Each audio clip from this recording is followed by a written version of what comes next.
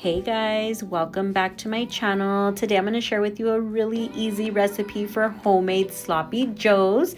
If you're new to my channel, don't forget to subscribe, hit the like button, leave me your comments down below. Let me know when the last time was that you had a sloppy joe and what is it that you do to make your sloppy joes. I definitely have used the Manwich can, which can be good, but it's pretty acidic, so I tend to get a lot of heartburn.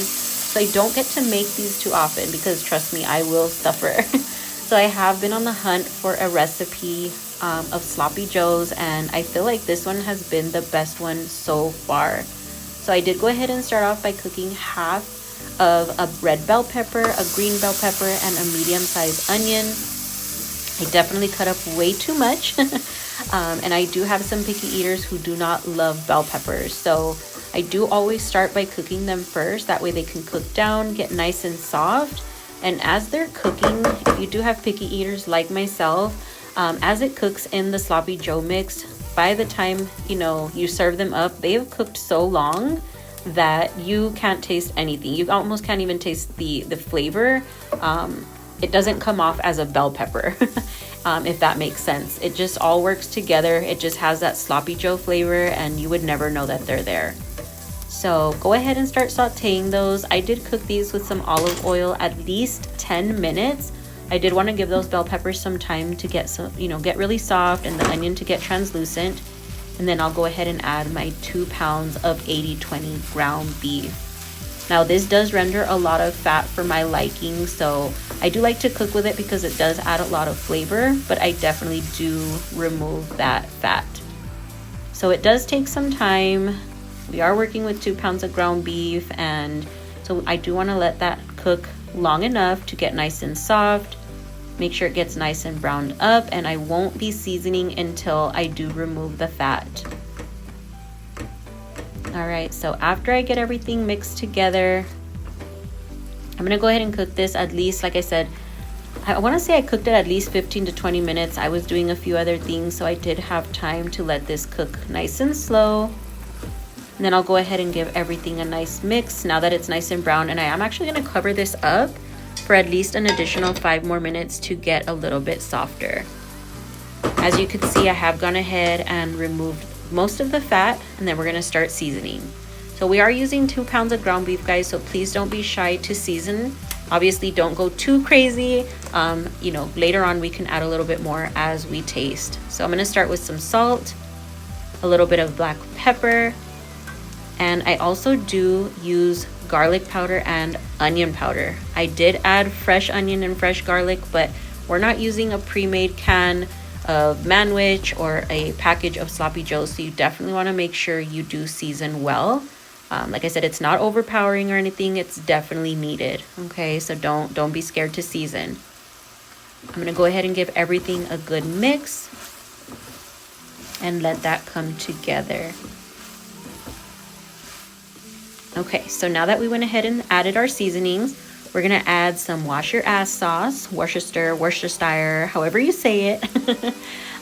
Go ahead and get that added in. I'm going to say I use at least 1 to 2 tablespoons. I do add a little bit more later, but just go ahead and start adding that in. And then at least 1 to 2 tablespoons of tomato paste. This is going to allow, once you even add that once you add that beef broth, it is going to go ahead and thicken up a little bit. So you definitely want to make sure you add tomato paste. So I'll also add some yellow mustard here, about 2 tablespoons. I was struggling a bit there. We were running out of mustard. And then about 3/4 of a cup of ketchup. So you can eyeball this. Some things, as you can see, I'll use a measuring cup. Some things I don't. But for this, I did go ahead and measure it out, about 3/4 of a cup of ketchup. Get that all added in and give that a good mix. Guys, it smells amazing in here. If you could just smell this, I would have never thought that I could make a homemade sloppy joe. So if you feel like, hey, that's not something I can do, trust me, yes, you can. If you feel like you need to add a little bit more of a certain ingredient, do it. If it feels right, if it tastes better to you, do it. There's no right or wrong way to cooking. Everybody's family has a certain flavor that they like. So trust me, you'll know what you're doing. Don't be intimidated. So I do start with about 3/4 of a cup of beef broth. I do add some more later. As you cook this, it is going to evaporate a little bit. And of course, you don't want it to be too watery, but you also don't want it to be, you know, not saucy, if that makes sense. So I did go ahead and add a little bit more here, and I actually do add a little bit more later. This does reheat really, really well, but I would save that beef broth because it does tend to dry up a little bit later the next day. So make sure you keep some of that beef broth so you can get that nice and sloppy again. So I have been cooking this at least 10 to 12 minutes now. I am going to go ahead and check that, see if I'm missing any seasonings. I do add a little bit more salt. Everything as far as flavor wise goes, it's amazing, but I felt like it could use a little bit more salt. Gave that a nice little mix, and then I'm going to go ahead and start toasting up my hamburger buns. So my son actually likes to eat these with sandwich bread. I don't know why. He said it just tastes so much better. I do like to use a nice little hamburger bun, and some of us like mayo. I like a little bit of mayo, mustard, and then you cannot forget pickles. If you've never had pickles on a sloppy joe, trust me, don't knock it till you try it, but all of those flavors just come together so good. So 2 pounds of ground beef makes so much sloppy joe. You're gonna have enough for lunch the next day, or you're gonna have a break. You don't even have to make dinner the next day, guys, because we had so much left over. So I did go ahead and pair this with some classic Lay's potato chips. And then we had never tried this Daisy French onion dip, so we're gonna give that a try today. And it was actually pretty good.